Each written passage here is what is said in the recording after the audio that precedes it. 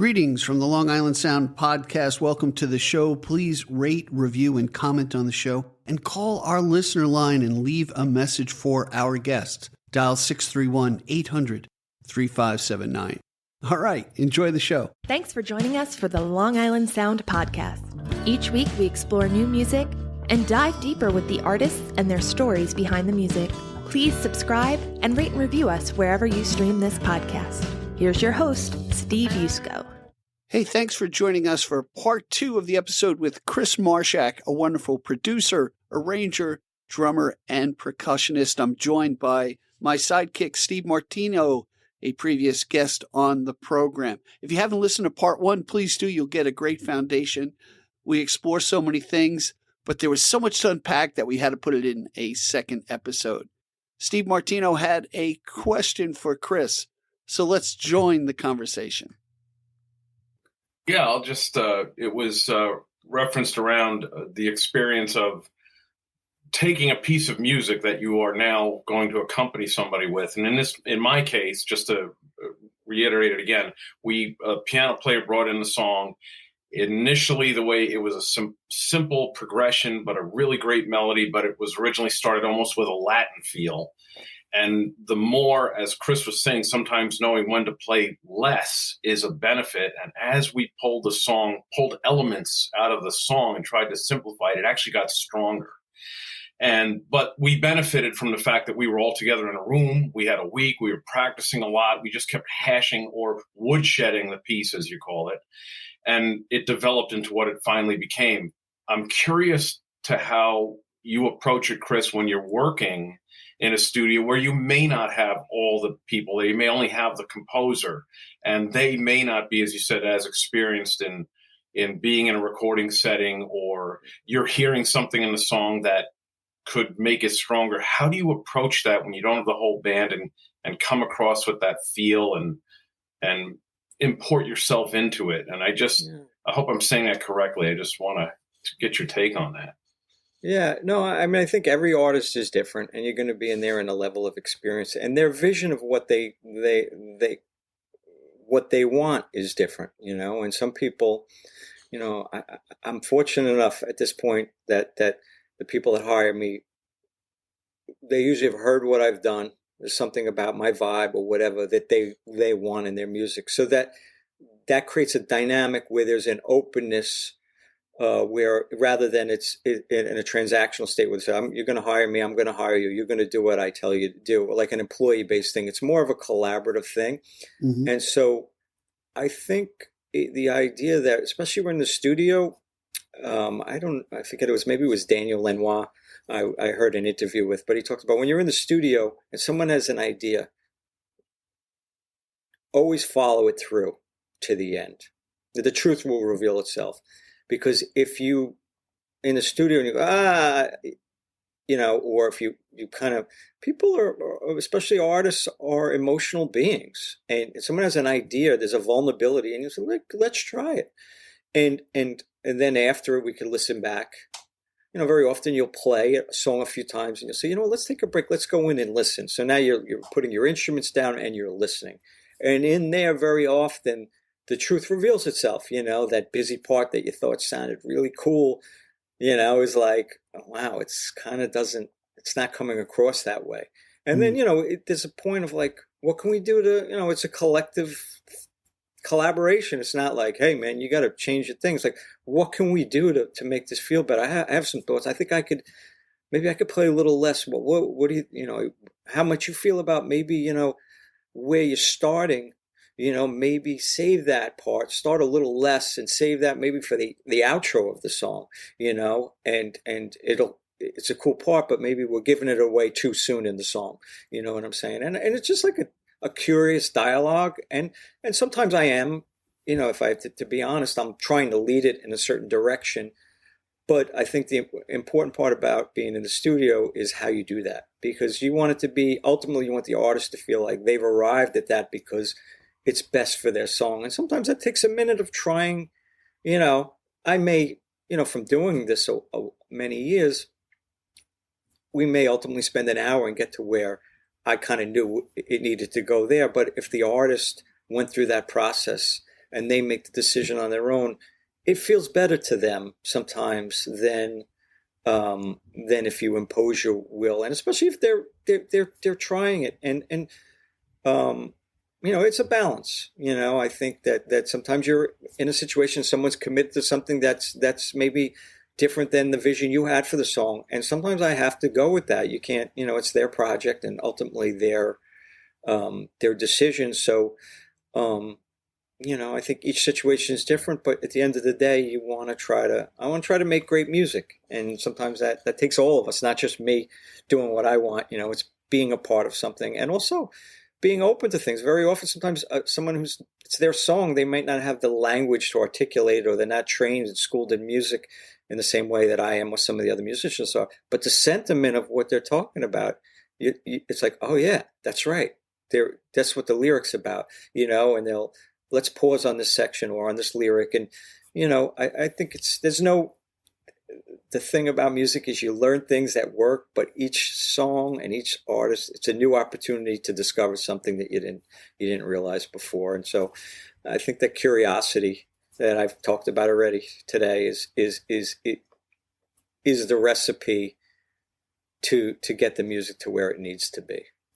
You bring up a good point, and it's almost like a sales point. The best decisions that people feel that they came to that conclusion, even though you led them in that direction, is going to sit better with the artist over time because they've kind of internalized it. And that's a good way to approach it, Hey, let me ask you this. Go ahead, Chris. I'm sorry. No, and I think, from very often, as I mentioned earlier, that I don't lose sight of an artist who's going there and they're hiring me. Sure. They're paying for the studio time and they're spending their money. So I want to respect that, and also part of my job is to help them be mindful in those regards, and sometimes I will speak up about a certain situation, like something, for example, at a session I did recently, and it was a slow ballad, and they wanted and I wasn't going to enter till the second verse. So when they were playing it, and the songwriter had kind of had a little bit of difficulty, and he made a mistake, and then we kept going back to the beginning. So I said to him, why don't we use a click?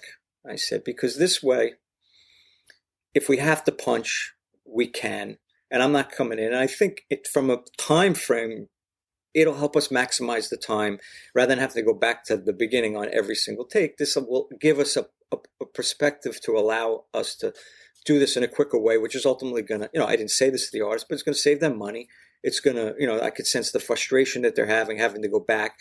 And sometimes sometimes you play something and it's very natural. It's a first take, and it's like something you could talk about in a music magazine, but sometimes very often recording is rolling your sleeves up, and it's work, and it's playing it a few times and fixing and punching a different section. It's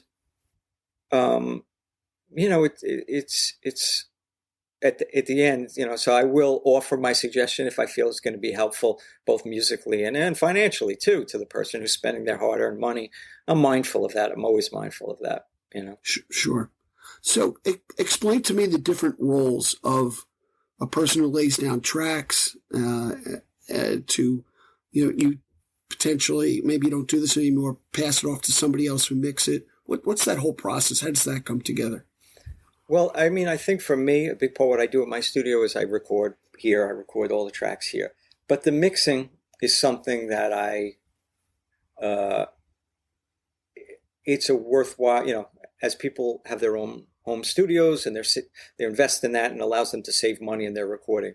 My personal opinion is I think mixing is what can make a home recording sound like an album. Okay. Mixing is an art. It's an art, and the people that are good at it, there's a reason they're good at it.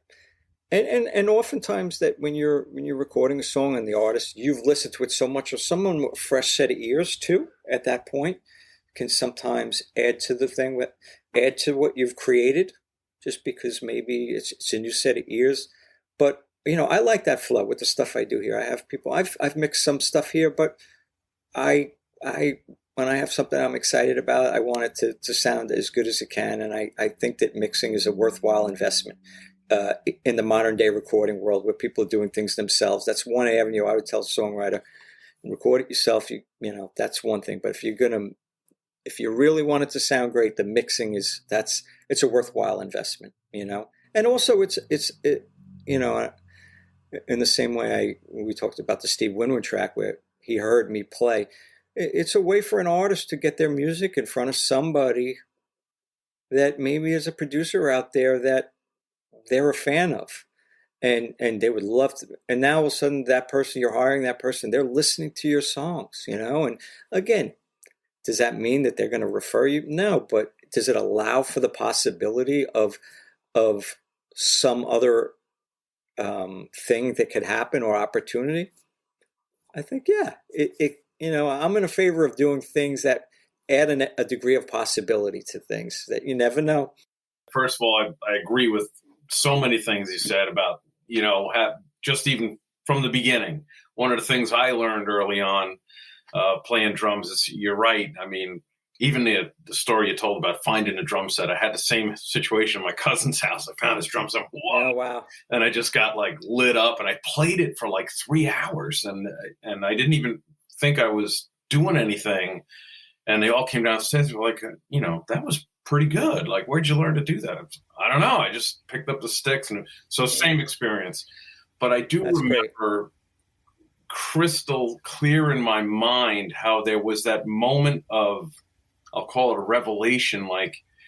I listened to this guy playing in a school setting. He was orchestra de camera, and they came in and they were playing and they had a jazz quartet. And the guy just had a 4-piece drum set. And he sat there and he played so, I'll call it minimalist for lack of a better word. And it was perfect. And I remember my music teacher looking at me and said, "What'd you think of that guy?" I said, I thought it was amazing. And he goes, "Yeah, now you're listening." And that stuck with me for the rest of my life because to that point, I not to knock what he's always done, but Keith Moon was always nonstop. He just, to the point that every break was there's another break. It's another break. It's another fill. To the point now you leave that space in between and you have that fill. It means so much more, or it comes across so much stronger. Well, yeah. I think what you're saying is, I always think about this, people, you talk about high school, or a period of time, and people who talk, and somebody who's incessantly talking all the time, and what happens if they're a person who talks all the time, sometimes, they could utter the cure for cancer and you might not hear it because you're just ear fatigued. Exactly. But then you have somebody who doesn't speak, speaks quietly and doesn't say much, but when they do talk, because it comes out of silence, it's so much more impactful. Yeah. And I think that for me musically, it's kind of same. It's always on my mind, the things that when things come out of silence, they have more impact. Right. And we live in a world, the internet is filled with, Buddy Rich's. It's so true. It's so beautiful, and that's it. I couldn't agree with you more. And it is so, people are wowed by like you say, you watch the YouTube videos, and there's that young girl. Yeah. Can't even think of her name, doing all those, and she's fantastic. So many. Yeah, she's great. But if you only watch that, and she's very good, and the fact that she knows how to do that is fantastic. But you also, like you say, have to know, I've got the chops to do that. I also know when not to use them. The other thing too is, an Instagram is 60 seconds. I mean, I think in the world of singer-songwriters and songs, if you're not playing on the first verse and the chorus, you coming in, later in the song, and then you play a fill, and a very simple fill, what is considered a simple fill, not a busy thing, but the timing of that fill and the choice to put it there is something you don't get that flavor on Instagram because they'll go right to the fill to show you. And, I think about my early listening experiences very often was the outro of a song, where they would do a fade and you would crank the fade up because the drummer there was going to be something cool happening going out and you would not hear it. But if you cranked it up, it was like the singer was done singing, the band was playing, there was this interactive moment, and they would let loose a little bit at that point of the song. So there was an off-time fill, or there was something unique that happened, and you would crank it up just to hear it and be inspired by it. And I think with the internet, and, in 60-second modes, the idea we got to impress people, there's an ego component to that. And look, if you're playing, that's what you're starting. I mean, I believe me, I look at them and I know from a technical standpoint how challenging that stuff is. That being said, I'm at a point in my life where I'd rather listen to a singer-songwriter play with an acoustic guitar with no drums or percussion on a song that moves me than to watch a chop fest, which is just to be, I was having a conversation with my friend, and we were talking about bebop jazz, and we're talking about the evolution of jazz, and we were discussing the fact that, originally jazz was dance was the popular music, and it was the dance music, and very often it was black musicians playing for white people to dance, and these very black musicians were not allowed to frequent the places that they were working in. And over time, the music changed, and it became more, obviously you think about bebop, where it was some of its avant-garde, where it was like, you forget dancing, you're lucky if you could find the beat. But the part of that was a FU to there's a little bit of that's built into that music, is like, we're not here just to make you dance.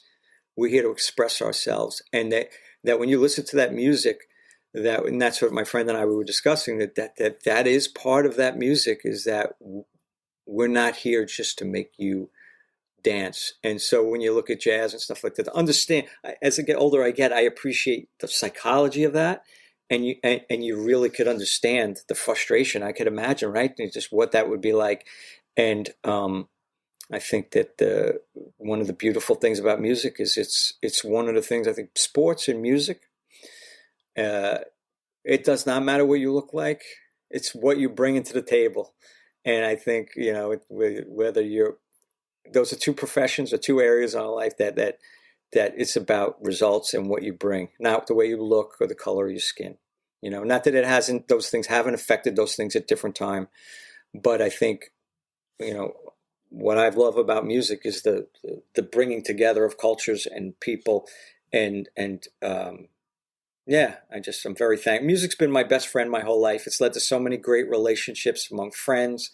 It's led me to learn things about the world, and I'm very grateful that I went down into my friend's basement and he wasn't ready, and his grandmother told me to go down there, because had that not happened, I might not have had the opportunity to play those drums.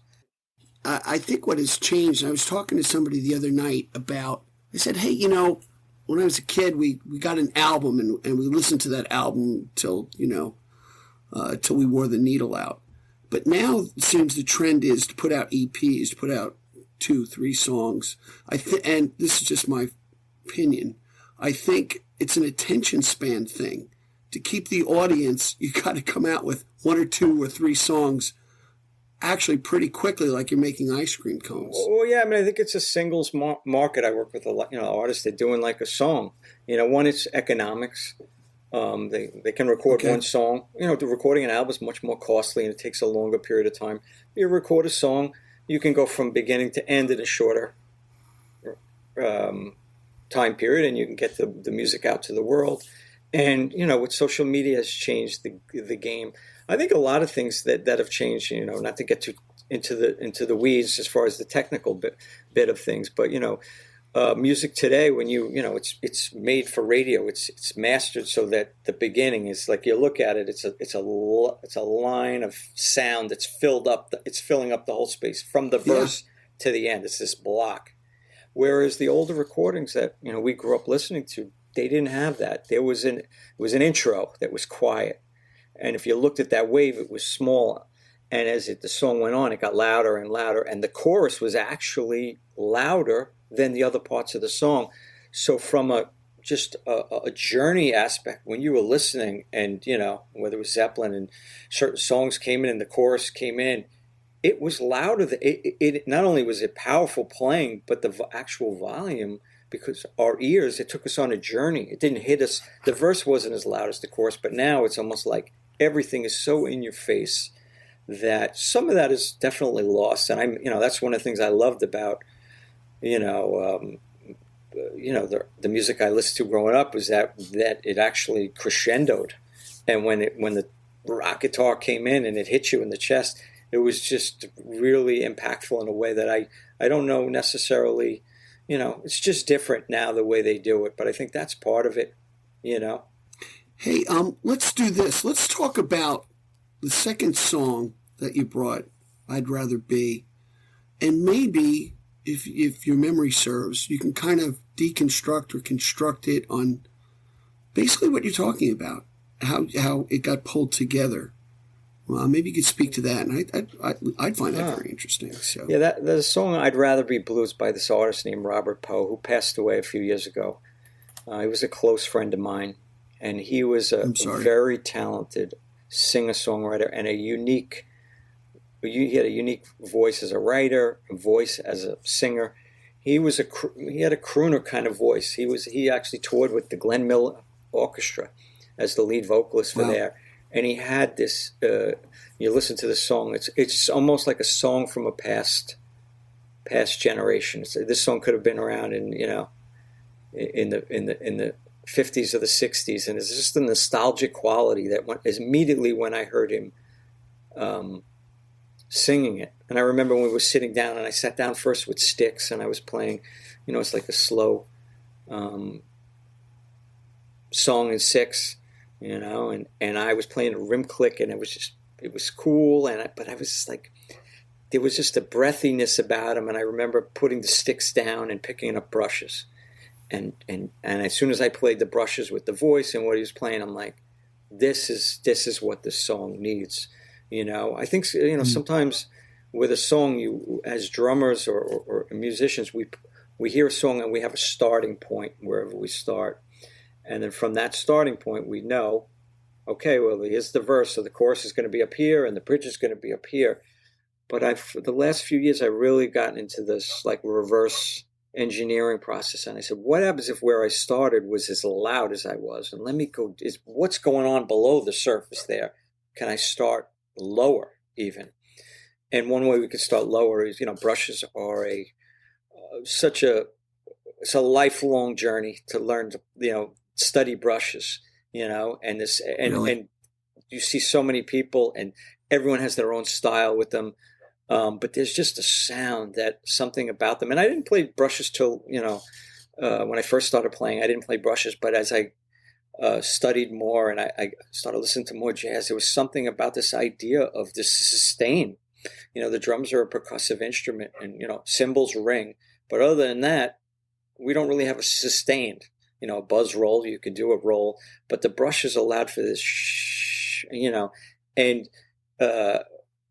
on the song, I'd Rather Be Blue, once I picked up the brushes and he looked at me and he's like, yes, you could just see this look that sometimes you're just stumbling. You don't know, you have a starting point and it sounds good, but then sometimes you can't be afraid to try something different. And even if the artist says, yeah, I'm not hearing that, you tried, and sometimes. But in this case, I picked up the brushes, and he immediately just had this look. I love that, and the part that I played on it was, it's very sparse, and I wanted to hear the shh. I wanted that to come through, like almost like a vinyl record, like an old song that you'd hear, and his voice on it is just something about. He was such a special talent. And he became a good friend, and I played on a bunch of his music. But if you don't know about Robert Poe, look him up on whether YouTube or Spotify and check him out, because he really is he was a special songwriter and human being. Well, the one thing we will do for our audience is we do chapter marks. So I'll definitely put the links in for Robert Poe and his music and his background, and anybody we speak about during the podcast. You'll have more information. Just look at the chapter marks as we talk about it and check it out. So without further ado, let's listen to I'd Rather Be. Check it out, everyone.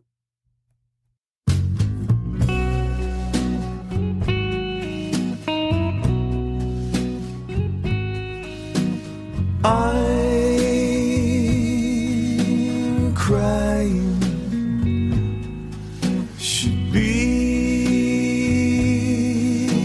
trying to get over you,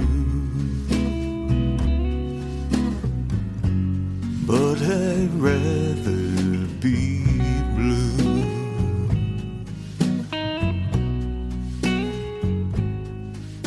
I've been walking, could be talking to somebody new, but I'd rather be blue.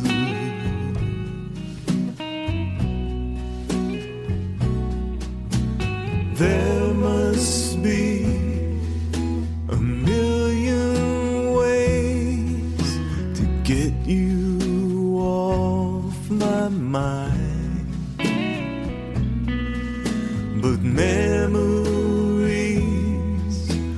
hurt so good that I don't even try. I ain't lazy, I'm just crazy all about you. So I'd rather be blue.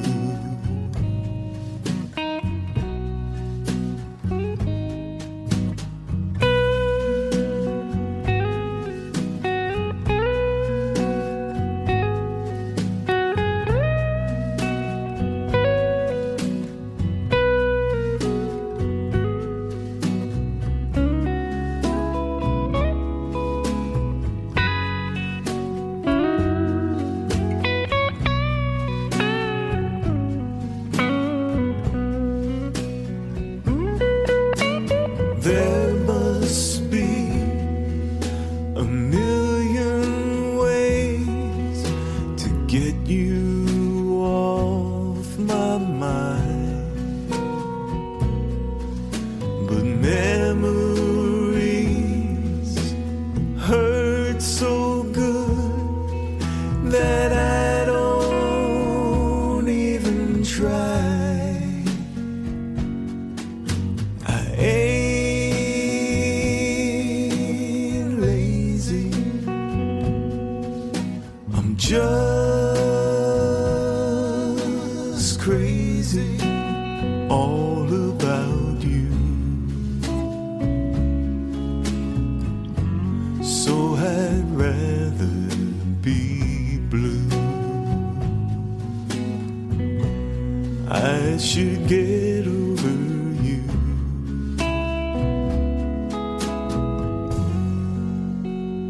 but I'd rather be blue.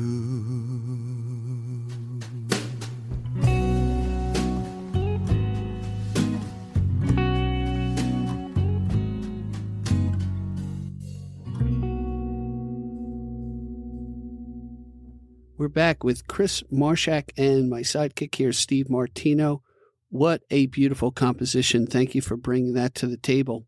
Hey, Chris, tell us a little bit about your studio and about the next song we have coming up called Sideline. The song Sideline is by this Long Island artist named Cassandra House. And Cassandra's an extremely fine singer-songwriter. And I've been playing drums with her for a few years now and played on her last record. And I've done a lot of gigs with her. And I'm a big fan of her. So I would recommend anyone to check her out on Spotify or any of the other streaming platforms. But over the pandemic, while we were all home doing not much, we recorded one of her songs. I knew a song called Sideline, and we recorded here at the Drum Shack. And I co-produced it with her because Cassandra is, she's an artist she has a vision for her music. She's open to ideas, and we have a good working relationship. She's someone that has a vision, so it was a collaborative thing, and it was a lot of fun. The band played on it, and because of the nature of COVID and we were all being individual, we came and recorded the drums, and then we recorded Cassandra, and then we had we recorded bass and guitar. We brought, Dave March, who plays bass with her, and Anthony Pravada, both fine musicians, came over, and we did it over a period of time, because it was the pandemic, and I think it was a time that I think musicians, we were home, we didn't know what was going to go on, so we were trying to keep the band forward motion, so we recorded that here, and it was a song that, when I remember first hearing it, was just her play it. The first thing that came to my mind was this like tribal tom thing. And I just heard the rhythm she was playing on her acoustic guitar, and I just started to play this, this I'm calling it a tribal thing that was kind of, that was tribal, but didn't step on what she was doing, and the rhythm of what she was doing, and her voice, and it's kind of a rhythm I came up with that I think peeks its head up every so often, but yet, and so the snare on this song actually, which, as I was coming up with it, and this is something that I do occasionally to try to have impact, is to not use the snare at all until the chorus, and so to create a groove where the snare is not in there.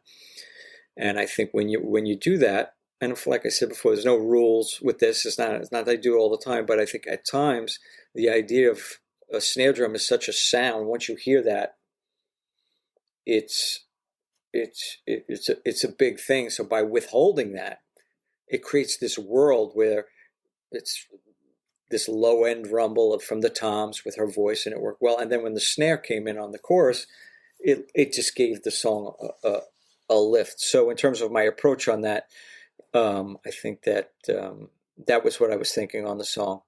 How can we make this chorus pop? And I think how you can make a chorus pop sometimes is what happens before it is just as important as what you're doing it, because the absence of the snare throughout the whole verse, I think, created a situation that when the snare came in on the chorus, it allowed the song to go somewhere. And we recorded here. It was a really fun process, and it was kind of loose. We tried some things, and it was over a period of time. It's not like we did it in a week. I think we did over a course of some months. And that also, too, we ended up, Ben Wish mixed Cass's first record, and he also mixed Sideline. And it was she's just a really creative spirit, Cassandra, and it's a pleasure to play with her. It's just, she's just somebody who just has it together, singing, playing songs. She's really, especially these last few years, really coming into her own in a really nice way. So it's really nice to get a chance to be a part of that. So let's listen to Cassandra House and her song Sideline. Check it out, everyone. We'll be right back after the song.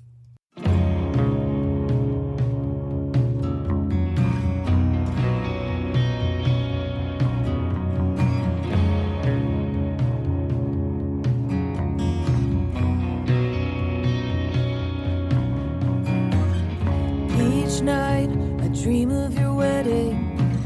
I see you silhouetted, taking her face lovingly in your hands. And I watch as you come away from your kiss, eyes with the glow of a love unmissed. Solid foundation where you stand. And I watch you over and over, it seems not to me, and pass me by. You don't need me, and I don't know why. All I do every night in my dreams is watch from the sideline, walking away to a different life.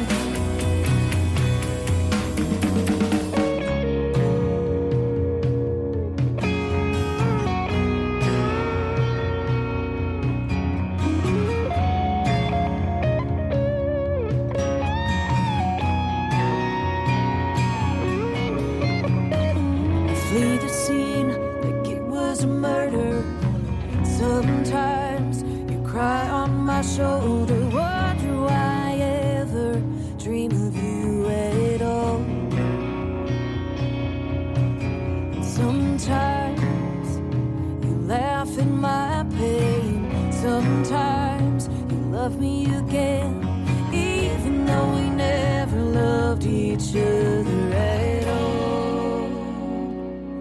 And I watch you over and over. It seems not to me and pass me by. You don't need me and I don't know why. All I do every night in my dreams is watch from the sidelines, walking away to a different life. Body turns to a shadow, a ghost. If only I were braver. Reach out, but you never come close. Turn to dust at your favor.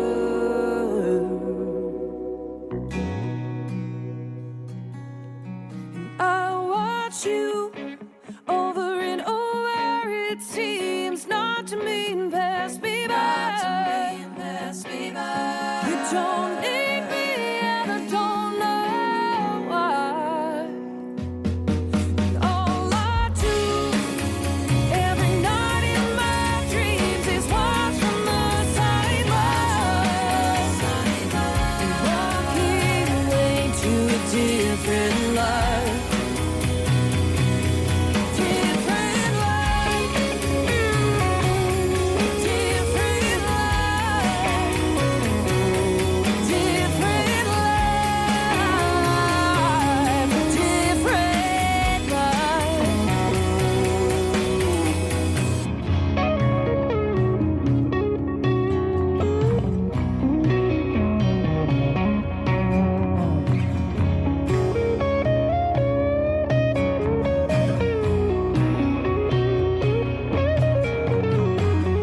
Each night I dream of your wedding.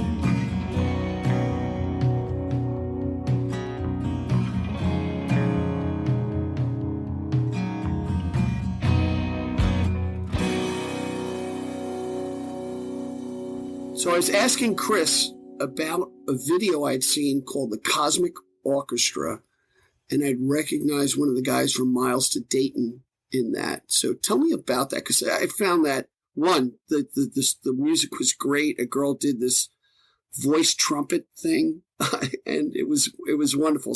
Tell us about it, and we'll put a link to the video in the chapter marks. The Cosmic Orchestra is a band that it's one of my favorite bands that I work with.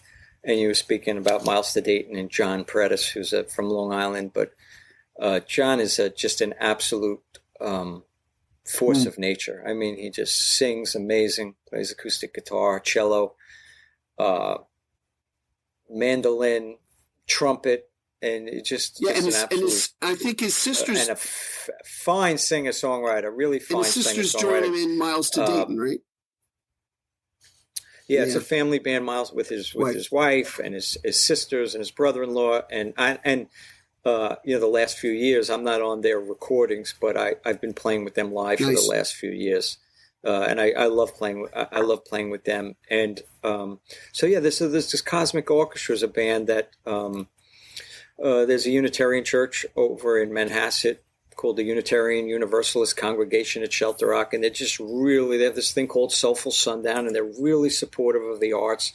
And I lead the house band there. I'm the leader of the band, and so I put together this band of some of my favorite musicians, and in the band is Jonathan Paredes, who's a fantastic singer, a female vocalist from Massachusetts named Erica Lee, a fine singer-songwriter, amazing singer named Eugene Ruffalo. It's Pat Falco. It plays bass from the Falco, the super talented Falco family. Mark Shulman, who plays guitar, who's just a one of a kind. The singular Mark Shulman is one of the most special guitar players on the planet. And Ben Wish, back to my friend Ben, who plays keyboards in the band. And so it's a 7-piece band, and we're the house band, and we back up all the featured artists that have here at their coffee house, which is part of the Soulful Sundown thing.